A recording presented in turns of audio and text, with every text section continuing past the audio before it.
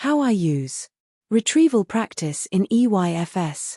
What is retrieval practice? Retrieval practice is the active process of recalling information from memory, breaking away from traditional review methods.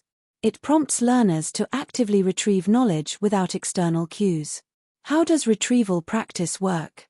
Retrieval practice operates on the principle that active recall strengthens memory. By engaging in the act of retrieval, we not only solidify our grasp on the material but also enhance the transfer of learning to long-term memory. What does the evidence say? Classroom studies across various subjects and age groups consistently demonstrate the positive impact of retrieval practice on learning outcomes. These studies span diverse subjects and age groups, from primary to secondary education, across subjects ranging from mathematics to language arts. Case study. How I Use a Song to Help EYFS Children Remember Days of the Week by Louise at Recreation Road Infant School. What we do. We use a song to help children remember the days of the week. We begin doing this about a term after children start in reception, as they've begun to settle into their daily routines by then. We sing the song daily, usually first thing after we've taken the register. Everyone sings it together, and then that day's special helper completes the daily calendar and says which day it is today. Why we do it?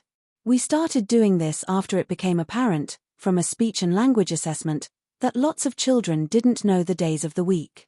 It's important to reinforce the names of the days, and how they relate to each other, because adults refer to them all the time, and expect children to know what they mean.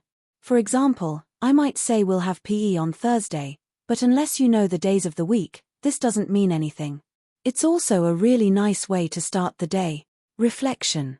We find that children don't really relate the names of days to the time they're experiencing at first.